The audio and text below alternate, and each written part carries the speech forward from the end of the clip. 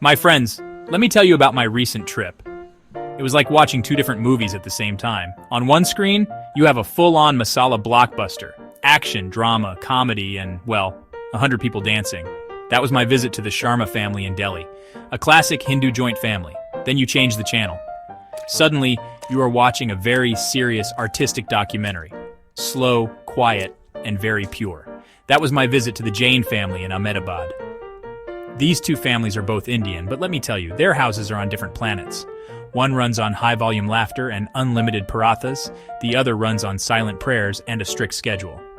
The journey started with a warning. My friend Rohan, who invited me, said, "Kapil, get ready. My family is a lot." A lot? I thought. I host a show with a live audience. How much is a lot? Oh, I was so innocent. The Sharma house wasn't just a house, it was a railway station.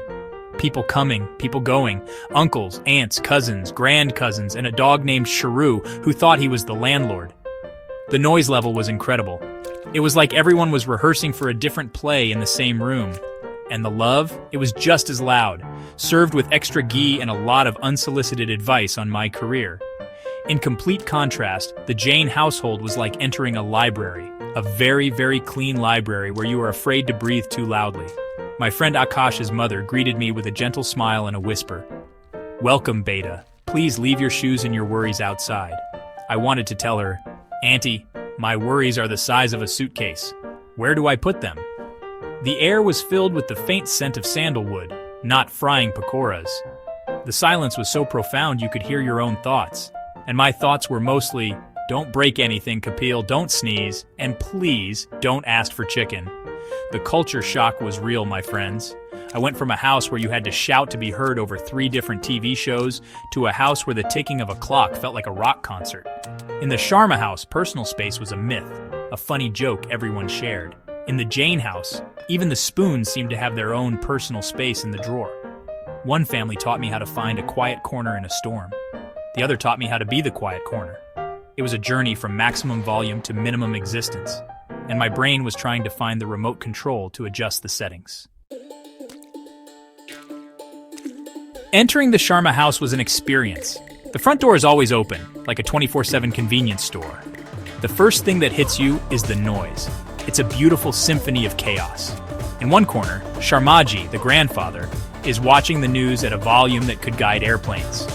In another corner, the kids are having a WWE match over a video game. And in the kitchen, the ladies are laughing, gossiping, and creating culinary magic, all at the same time. Someone is always making tea, someone is always drinking tea, and someone is always complaining that the tea is not hot enough. It's a non-stop festival of life. The family has a unique way of solving problems, with more noise. One evening, the power went out. Did they panic? No, Grandfather Sharma declared. Good! Now we can all talk to each other without that idiot box. 10 seconds later, 5 different people were shouting instructions on how to find the emergency light, creating more confusion than the darkness itself. The youngest cousin, Tina, started a ghost story.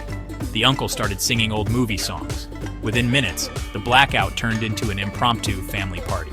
Their secret ingredient for everything is togetherness, mixed with a healthy dose of loving madness.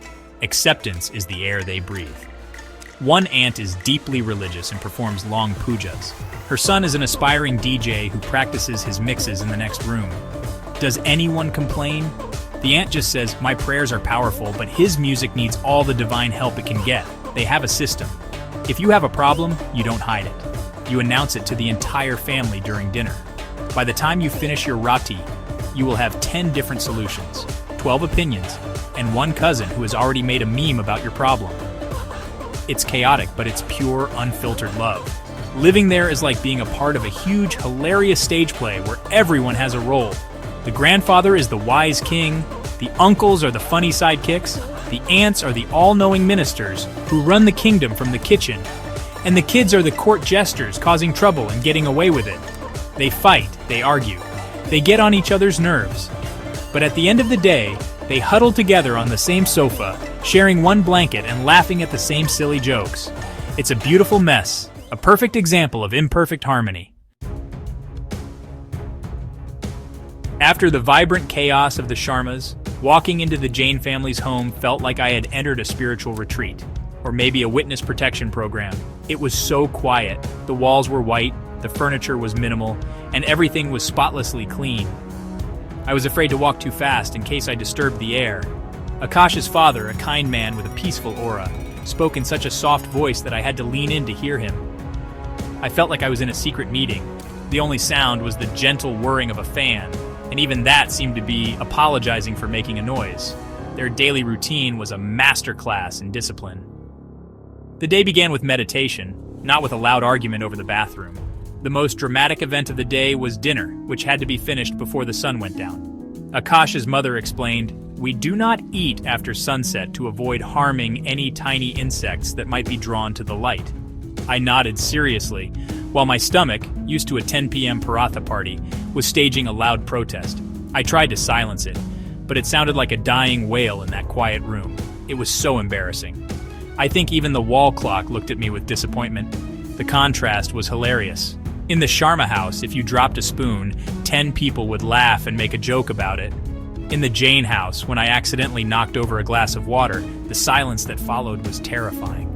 Akash's mother just smiled calmly, got a cloth, and wiped it up without a word. I felt like I had committed a major crime.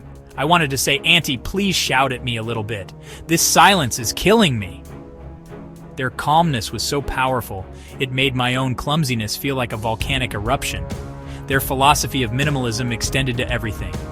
They owned only what was necessary. Their conversations were precise and meaningful. There was no idle gossip, no loud debates about cricket. It was all about purpose and peace.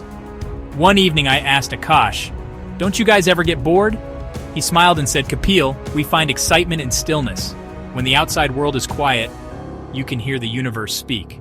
I thought to myself, right now, the universe and my stomach are both saying the same thing. Where can we find a late-night snack? Reflecting on my trip, it's clear that both families, in their own unique ways, have mastered the art of living. The Sharma family lives by the rule of addition. They add more people, more food, more noise, and more love into their lives until it overflows. Their home is a testament to the idea that a family that laughs together and argues loudly together stays together. They taught me that you don't need perfect conditions to be happy. You just need to accept the imperfections, embrace the chaos, and find the humor in every spilled glass of chai. Their lesson was one of joyful coexistence. The Jain family, on the other hand, lives by the principle of subtraction. They remove the unnecessary, the loud, the excessive, to create space for what truly matters: peace, purity, and self-awareness. Their quiet, disciplined life is not empty. It's full of intention. They taught me that in a world that constantly screams for our attention, there is immense strength in silence. They showed me that by detaching from material things and quieting the mind, you can find a deep sense of balance and contentment. Their lesson was one of peaceful detachment and finding richness in simplicity. So, which way is better? The loud, chaotic love of the Sharmas, or the quiet, disciplined peace of the Jains? It's like asking if you prefer a comedy show or a meditation session. The truth is, we need a bit of both. The Sharma family shows us how to live with others, how to share our space and our hearts, and how to forgive and forget with a laugh. They teach us the beauty of community and the strength that comes from being part of a loud, loving tribe. Their life is a celebration of connection. In the end, my journey taught me a beautiful lesson about balance. Life needs the vibrant chaos of the Sharma household to feel alive and connected, but it also needs the serene stillness of the Jain home to find clarity and peace. We need the loud laughter and the quiet moments. We need the grand feasts and the simple meals. One family taught me how to open my arms to the world, and the other taught me how to find the world within myself. And for that, I am truly grateful. Now, if you'll excuse me, I'm going to eat a paratha, but I'll try to do it before sunset. Maybe.